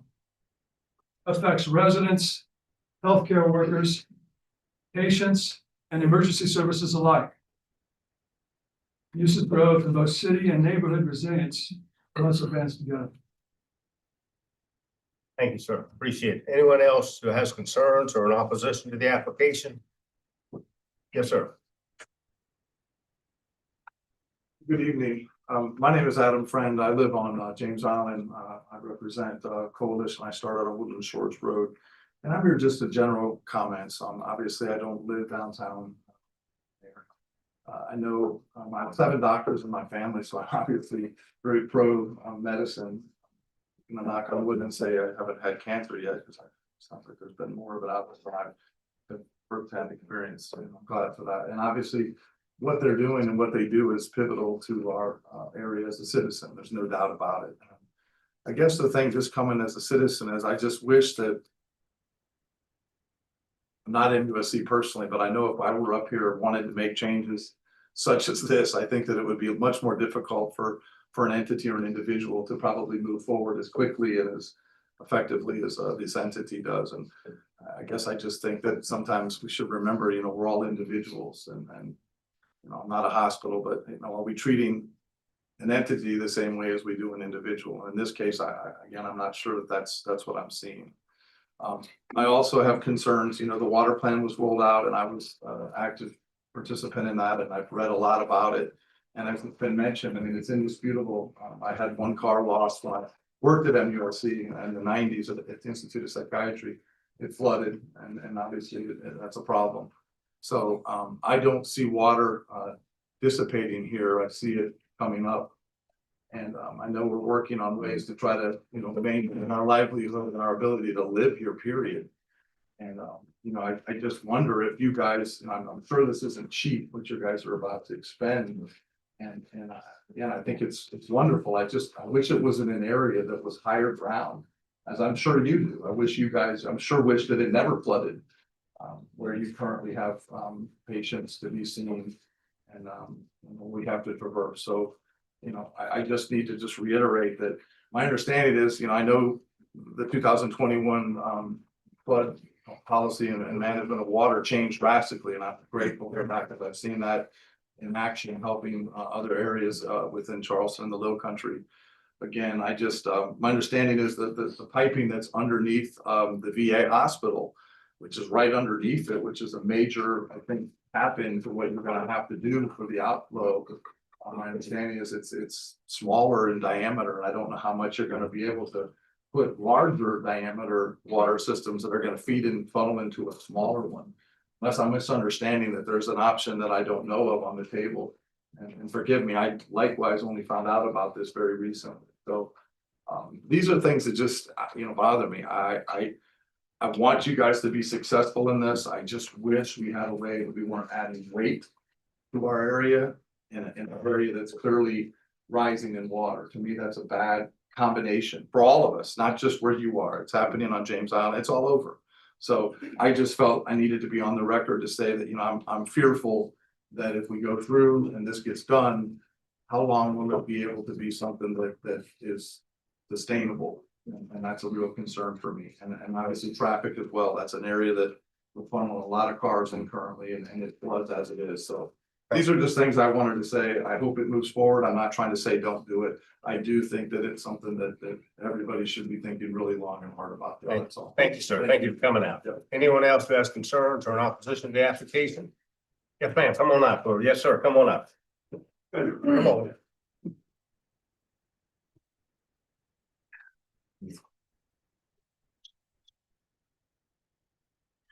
Hi, my name is Susan Lyons. I live 10 blocks from USC on Madison Street. And I've been working on the flooding issue for 18 years. Because my yard and my street was pretty regularly as we did last weekend. I've had family members and friends at MUSC who were treated well. Some have lived and some have died. And I'm really grateful to be able to be here at this hospital. And what you're planning is remarkable. I think we have to think really clearly about the flooding issue here. Last Friday, I was dropped off on Calhoun Street because the person who was bringing me home at lunchtime had an electric car and couldn't cross Calhoun to bring me home. So I had to walk 7 blocks or 8 blocks in knee-high water. That's unacceptable. And I'm concerned that in the development of this enormous project, the flooding issue, we may intend to take care of it ahead of time. It's real complicated. It's getting worse. And I just would ask that it be a priority in the application, in the discussion, and that the public be really more engaged in this than we have been. So thank you. Thank you, ma'am. Thank you for coming. Anyone else on this? Yes, sir. Hello, Commissioners. Sam Spence from the Preservation Society of Charleston. I think it's obvious tonight that I don't think you'll hear from anyone in the Preservation Society included that doesn't want MUSC to have the tools it needs to make sustainable planning decisions. But we're simply asking that the city also equip itself with the information it needs to ensure innovative zoning is also complementary of longstanding quality of life, preservation, and sustainability goals. And to echo the sentiments Ms. McKay earlier, these goals are not mutually exclusive. We know they're not. But as proposed, additional information is needed to supplement the draft ordinance in order for Planning Commission to take an informed position on this, we believe. Last week, the Preservation Society passed along additional or some suggested revisions to this proposal after having a chance to meet with the team, and we appreciate the chance to do that. And it sounds like Josh said that there are some updates coming, so we look forward to reviewing those. And those suggestions we passed along should be in your comments today. And specifically, additional historical research and documentation. We would like to see it gathered on the buildings that are proposed to be exempt from Board of Architectural Review demolition purview. It's especially important background information that would make it easier for the community and this planning commission to make their own fact-based decisions on this rezoning. For example, we're concerned, just one example, with the potential removal of several naturally occurring affordable housing options near campus, without any apparent plan to replace them and no documentation to support the proposal. We're glad to hear MUSC is undergoing initial master planning efforts, and we think that some of that baseline research that could go along with that, as part of that process, is probably close to what's needed to supplement some of the lack of information that we'll find or we don't find in the proposed ordinance that's before you today. And closer examination, I'll just say, is also needed on the tree removal provisions, we believe, where trees are not required to be replaced one for one across the entire campus. And we all know the health benefits of urban tree canopy for mitigating heat island effects, especially in a wellness community like MUSC. And finally, I'll just note that we don't have these special planning commission meetings often, only for incredibly consequential proposals impacting Charleston. And so while planning may have been going on in the background on this for some time, these are some of the first public opportunities to discuss this rezoning. And you all are in a unique position as members of planning commission to urge for the needed time and information needed be taken to get this decision right. It's obvious to us that some of the community don't feel comfortable with the flexibility MUSC is requesting on this 60-acre rezoning, and that could be adopted with 3 readings of council within the next 6 weeks. So thank you. Thank you, sir. Thank you for coming. Anyone else who has concerns or an opposition? Yes, ma'am. Come on up.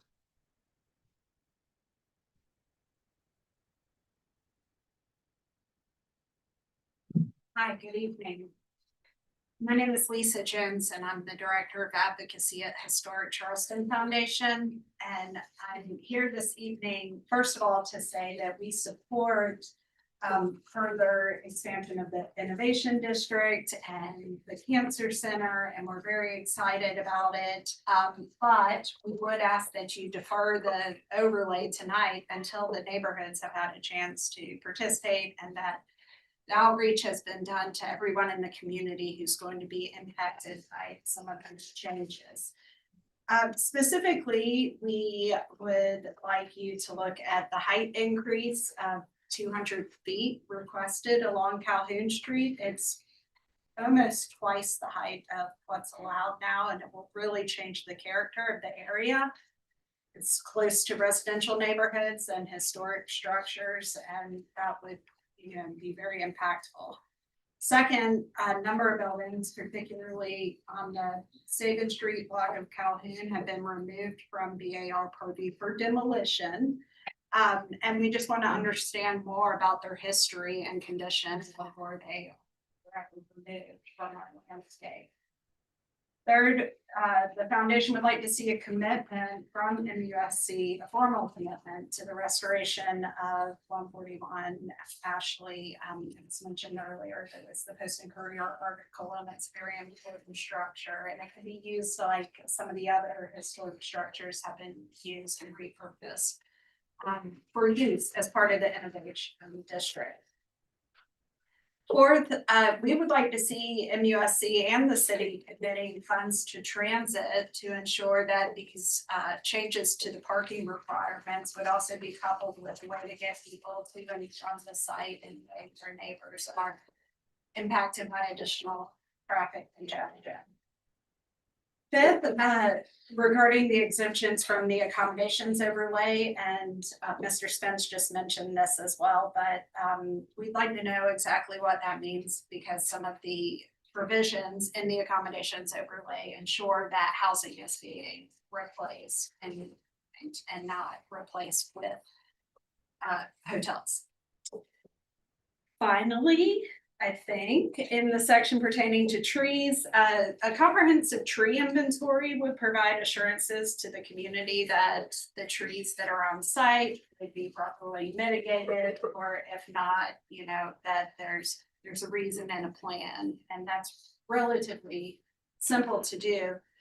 And then the stormwater comments, that's still unclear to a lot of us. So that's part of why we're asking for a deferral, is there's just some lack of clarity for people in the community about exactly what is exempt, what's being changed.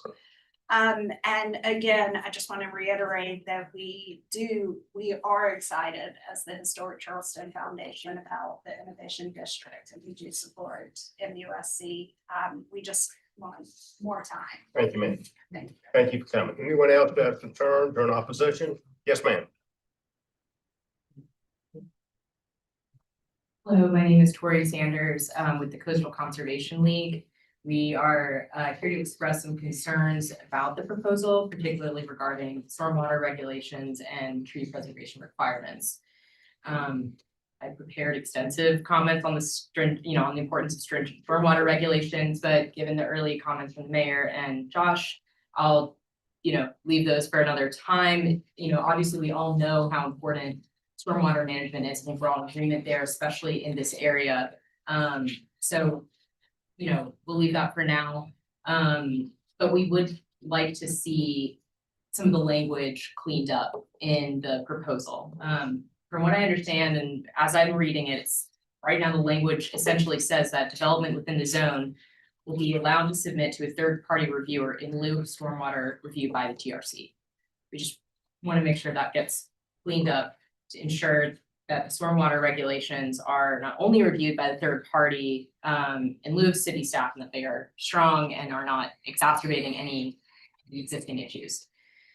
The ordinance also emphasizes the importance of expedited review. In our minds, if that rationale can be included, we would also like to see that the regulations must improve the area, not just that it's expedited. The city's own water plan identifies the peninsula as Charleston's economic, cultural, political, and academic hub, with the medical district listed as the first major asset facing some of the most acute flood risk in all of Charleston. So let's just make sure that we're really getting this right. We're glad to hear that the city understands the utility of street trees versus other trees on the site. I just have 2 points on the matter: heat impacts and the types of trees described in the proposals. So in terms of the types of trees, the proposal appears to exclude all pine species from any protection or mitigation requirements, regardless of size. Pines really do provide critical stormwater management through deep root systems, rapid carbon sequestration, erosion control, all things that would be really beneficial in this area. Excluding an entire category of ecologically valuable trees, it raises some questions for us. And finally, on the species matter, we're a little concerned. It seems, Section H excludes palm trees from street tree requirements. I think the drafters might have meant palmetto. I mean, we don't have a lot of palm trees. It's just important, we think, to get all these things right. It's a huge project. Additionally, the heat island effect, as Sam had mentioned, the city's own heat watch report found temperature differences of over 11 degrees between developed areas and areas with greater tree canopy. The current proposal allows, removal of any tree without staff report approval, minimum replacement ratios, not having that 1-to-1 replacement, and no canopy preservation requirements. That heat watch report explains how vulnerable populations are at greater risk from urban heat. Cancer patients obviously fall into that category. So preserving the mature trees that are there seems really important, not just for environmental purposes or habitat purposes, but also for human health. It seems like that would be something important to keep. Obviously, we support MUSC's mission. This is not, but we urge the commission to maintain these robust systems that we have in place, not to put them aside and in order to expedite this. So, thank you. Thank you. Thank you, ma'am. Anyone else who has concerns or in opposition to the application? Anyone else? Last call. Anyone else who has concerns or an opposition? Okay, thank you. So, Mr. Morgan, would you surmise that we had some public comments that came in? Can you surmise those just for the record so they can address anything that came in? And many of the people have already spoken or? If you all have copies of this in front of you, I count 11 comments that came in. I categorized them as not in opposition to in favor. There Not in were opposition to what, I'm sorry. not in opposition to current action on the ordinance Okay. and two in favor of it. I can give a little bit more detail about the different ones. Some of these were also folks who spoke tonight, like Okay. McGee from. Okay, spoke on the Village. record. Yes, sir. And we have one that's not from, that's from Mount Pleasant, so that they wouldn't be a resident of the city. Right, there was somebody from Mount Pleasant who had a comment. And then, One's in opposition. What was the main concern? I think if there were time concerns, as you've heard already tonight, and a couple of about concerns about height, concerns on traffic, and stormwater, yeah, yeah, Okay. timing. I'm going through more timing. One that just said in general, too much freedom for MUSC. And one of these was from Historic Charleston, one of these was from Preservation Society. Okay. Yeah. And then we had one letter of support from Reverend Office from House of Representatives. And then also yeah, and then you got the one from Preservation Society. Thank you. Thank you. That'll surmise the concerns that were sent in. I'd ask so that we can have and the city's actually the application. So I'd like you all to reply as to let MUSC reply to any concerns were brought up. But one of the things I'd like when you'll address is review the timeline again, the time frame, where it would go. So it's very clear to people. You know, we've heard many concerns about rushing, and that way we'll know where this would go. If we would do anything with it tonight, if we pass it tonight, where's it go and how long was the time frame? We'll pull this one up.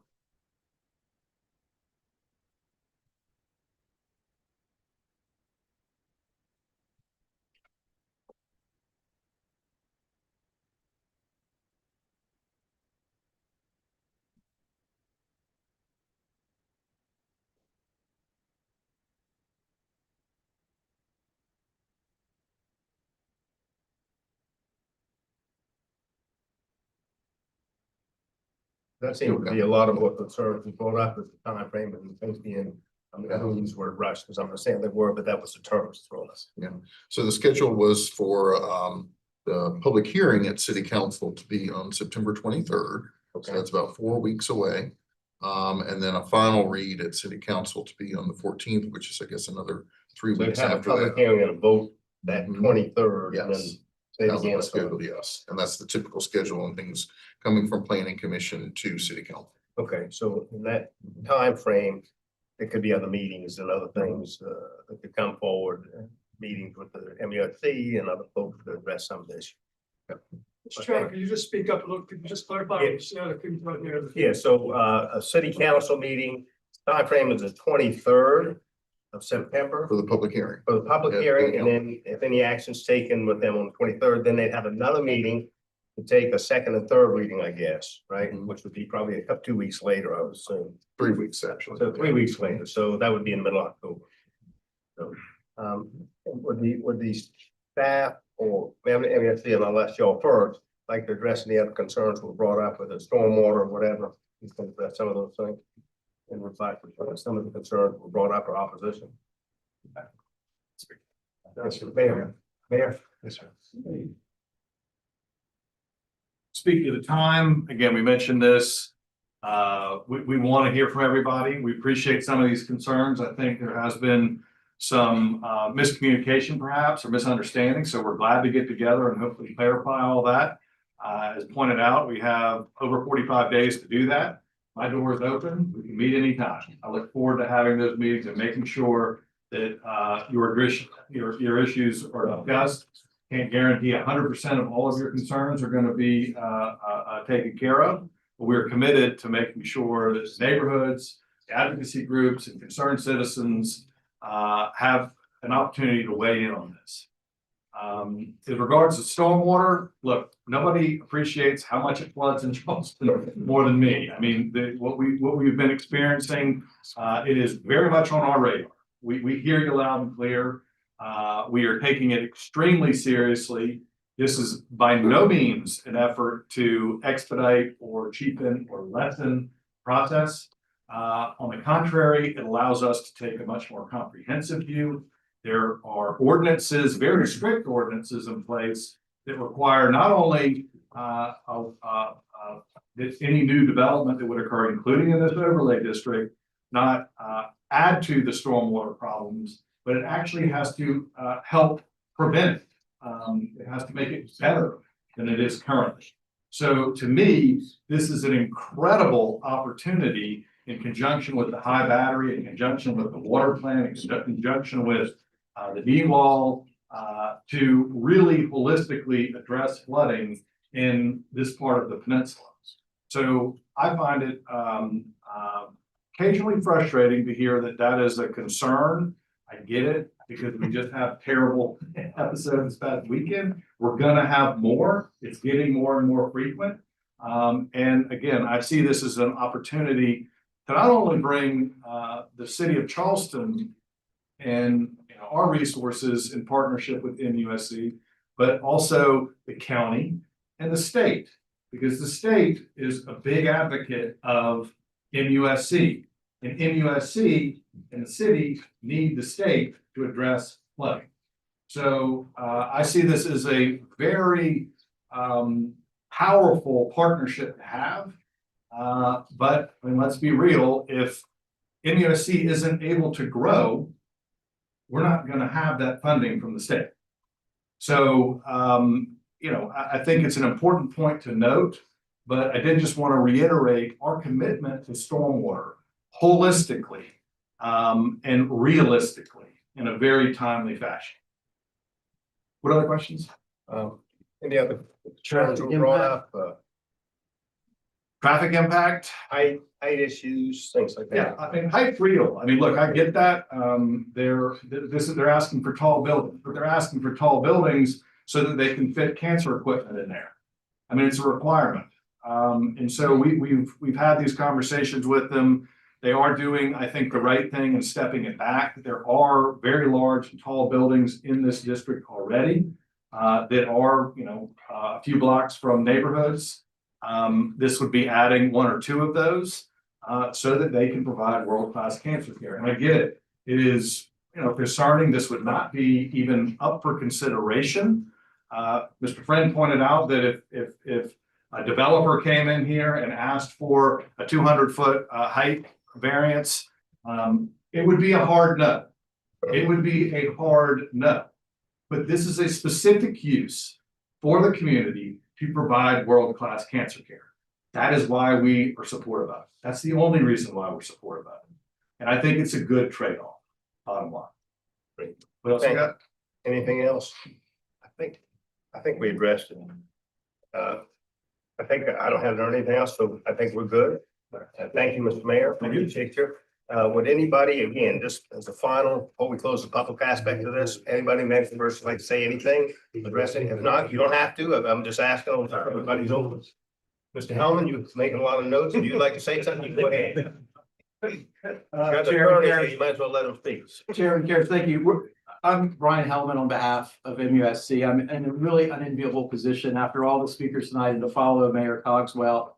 I'm happy on behalf of MUSC to answer any questions that this commission may have about the overlay and its importance and some of the concerns that were raised today from MUSC's perspective. Okay, anything in particular y'all want to ask Mr. Hellman? If not, we're going to close the public aspect of this. Thank you, Scott. Appreciate your time. Right, thank you. This will close the public aspect of this. And I'd ask commission members to, any comments, questions? I have questions. But Harrison is the. I've got questions. Okay, Josh. So one question I did have, and I know you may have alluded to it at the very beginning, was this this part of the city, what, in the comprehensive plan, what is it designated as in our actual comprehensive plan? It's campus. Campus, okay, got it, that's what, so I do have some comments about this, and one thing that I kind of noticed is that we are calling it several different things. We're calling it, I've heard innovative district, the medical university district overlay, and then even on our application, it's been also referred to as campus and medical district. So I think the question I have is, we need some consistency. And the other part of this that I have a little bit of concern about is that we're talking about a 20-year plan, and we do our comprehensive plans every 10 years. And I think that the presentation that MUSC provided really speaks to what this overlay is really trying to address, okay? And I don't think that just in its written form as an ordinance really speaks to what we saw as a presentation about the 20-year concept. And I think it would be impactful to add this as a part of our comprehensive plan, so that I'm not gonna be here in 20 years. I mean, I would be here in 20 years, but I won't be here in 20 years. Great comment. But that's just one comment. So the second thing is that Steve Ramos, I remember you. And what I started doing when I was looking at this map is I saw the donuts. And the ordinance doesn't address, I know that someone can always apply for an application to expand an overlay, but when you have these donuts, it's a problem. Because either an owner like Steve is going to be caught in the middle and come back to us and say, I want this, right? And so now we're looking at it on these individual parcel levels, and we need to address that in some form or fashion, either in a separate ordinance or within this ordinance. And it needs to be addressed. The other thing too is that I was reading the ordinance, and I can tell lawyers wrote it because it jumps me to the statute on parking. And so not only do I have to understand what the parking requirements are in our ordinance, I now need to go to the South Carolina statute to understand what the parking requirements are. Parking requirements are already too complicated. And so either it's no parking, zero parking, which might be in the realm of, we don't need parking requirements for all of this. But we need to address that and simplify it, because if I have to jump from through the ordinance, back to the ordinance, to the statute, it's complex. Good points. The next thing that I kind of want to talk about is BAR. I was very hostile to this because being a alumni of BAR, it's the thing that you understand about the city. But I also had to remember that this used to be a part of the city that was flat. It was asphalt. And in fact, I recall my very first job was at 49 B Street when I was in the 10th grade. And there wasn't any place for me to go and have lunch. I could only have lunch in the cafeteria or pack a lunch. And so I think it's important to understand that a campus is a campus. And when you try to build a campus around buildings that do not sustain campus life, it creates a huge problem. But I think the complexity here is that the ordinance says hotel demolition, but doesn't actually address documentation. And I have a fear of losing that level of history if it doesn't exist, right? And then also preservation of materials. And so I think if we're going to allow something like that, I think we need to say that there needs to be a full documented record of those buildings, and that's not in this ordinance. All right, I got donuts. All right, so the other thing too is that I understand that MUSC wants to do this third-party person for the stormwater that they would pay for and reimburse us. But I would also think that person needs to be sort of like an ombudsman. Because reason why is that I've had so much lovely trouble with the project that goes on King Street. And so when you're building, you want somebody that you can call that can address the issues of runoff, of stormwater, and so I think that that person's role needs to be a little bit more expansive in terms of being that catch-all for the questions that the community members may have during a phase of construction. Because it shouldn't be on just this one person that's at the city to answer those questions. So I think that role needs to be looked at as more expansive than just stormwater. That's it. Thanks. Thank you, Ms. Harris. Yes, sir. Some more comments to that, and thank you for those comments. They're great.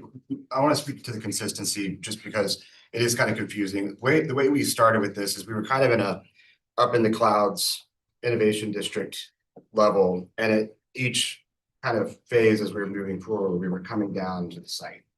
And so that's maybe the reason why the names, the terminology and the lexicon kind of was mixed up, but we'll pull that thread for consistency for sure. The donuts, I think at this point, legally, we would have to have that in a separate ordinance that we could have to notice and go through that process separately. We can't amend it at this stage of the game, as you know very well.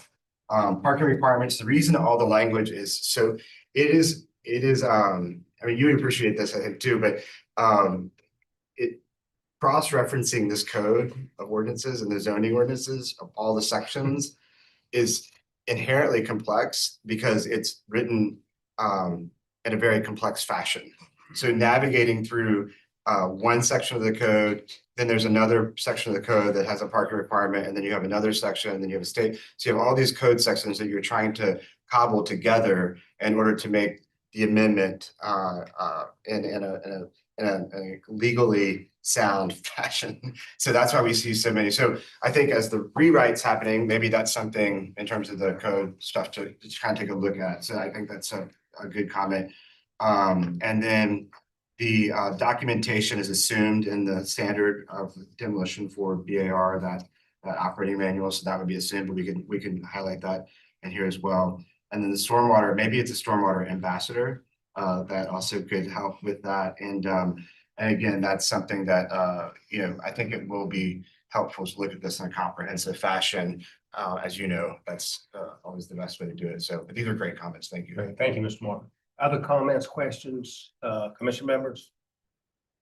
The lawful quiet. Mr. Bailey, go ahead. I don't completely understand I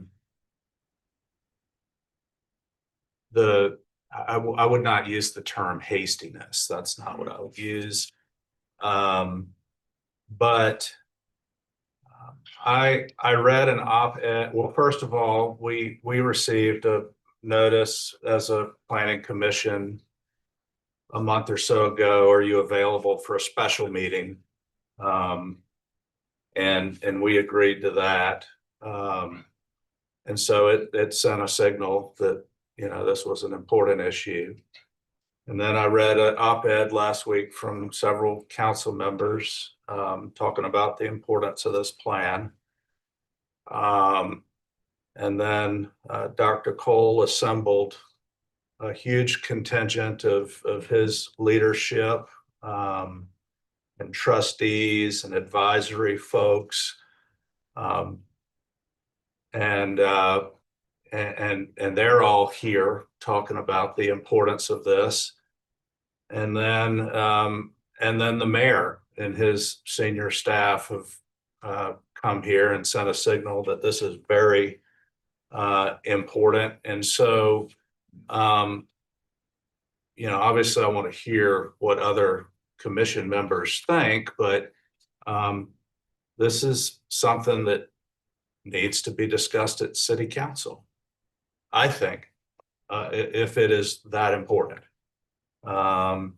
And I think there have been Ms. Harrison just made some great comments. I think it sounds like maybe there could be a little cleanup in some of the language. Personally, and this has nothing to do with me as a plan commissioner, but I love the idea of outsourcing some of this TRC work as long as the city doesn't lose full control of it. So sounds like there's maybe some cleanup to do, but if I remember the schedule, that's about a month away for the first public hearing, and so when we get to the point of motions and so forth, I'll be supportive of it, but I'll supportive with all of the comments that have been shared tonight. Thank you, Mr. Bailey. Mr. Lassane? I was just curious if you could bring if you just moved if you could bring that previous map back up. Yeah. My question is about, just from a process standpoint, about the boundaries of the overlay. These are dramatic array of properties. You've got some, quite small single family type lots, and then you have, MUSC big, big buildings. Was there a filter that these were put through before they were decided to be in the district? And if you could explain that, that would be helpful. So when Chris and I started this process, the intent, it's in the intent, it's in section A. That was the premise of this, was MUSC related properties. And related properties is because of the various ownership patterns that exist. So you'll see like something for 165 Cannon Street Associates LLC, that's actually an MUSC related property. And then you see it at the Medical University of South Carolina, or you see it at the state of South Carolina. So that was what we did because it was medical related. So essentially anything that's owned by an entity of the medical university or its affiliates. That's correct. It is included. And that would include everything on this map. There's nothing excluded that would meet that category. So that was the filter. Yes. Okay. Yes. And I might add that there are other parcels that are actively being developed that are not owned by MUSC in the surrounding areas, such as you all had seen the one over here on Ashley. I forget the specific address, but it's adjacent to the horseshoe and to the parking deck that's over there. They got some recent zoning changes and they're building a residential structure there, and that is not owned by MUSC. So obviously other development is going on around this area too. Great. Other questions, comments? I'm gonna go ahead. Oh, I had a question just about clarifying VAR review for this. So, because obviously if the density of the scale is really concentrated, which I think we have seen be successful and creates nice curb appeal and everything on the street level. Will there, what is the design review process for it on those buildings that do start to abut the historic neighborhoods and residential neighborhoods? And then what is the risk of, not risk, but if I were a resident in one of those neighborhoods, I'd be curious about encroachment further into the neighborhoods. If the buildings are purchased and then developed, would you go apply to be then included in that overlay zone and then build something really high? Like what would that look like? Just for people who might be concerned who live in those areas. So again, all new construction would still have the same BAR review that it has today, which you all know is a very involved review that is public in nature. It involves, public meetings that are in this room where people can look at designs and give comments if they join them. And the BAR takes all those very, very seriously. But you still would have that height allowance. Yes, will change, correct, yes. I'd have to look at the map and see kind of where the highest buildings are in relation to residential areas and away from sort of that center of the campus, but is that something that's considered? Just another comment too, the other thing to remember is that all the height districts step down to neighborhood scale at the edge, so that kind of prevents an encroachment, if you will, and you go through that and you're separated by the right of way typically. And so you've got that. And then as we also mentioned, that idea of the 5530S, which is the liner, I call it liner height around blocks that are abutting to residential scale at some case. So you may I think that all those provisions are kind of built in. And if anything were to change, or we'd have to come back, to the process. But the BAR would be, looking at that height scale match just like they do in any other parcel in the city. I want to quickly just acknowledge Councilmember Gregory and Mr. Councilmember Waring. If there's any council members there, I acknowledge them as well, just for the record. Some of the things that calls and emails like that were concerned about moving this forward too quickly, and there's a lot to do. But hearing the mayor, hearing some of the issues that were brought up, and the mayor saying his door is open, work through these things, and the time frame is, as Mr. Bailey said, I think we have some time to get through this. So I'm more supportive now than I was walking in this meeting, hearing some of this, and the time that we still have to tweak it and get it right. So if there's a motion, you can come forward.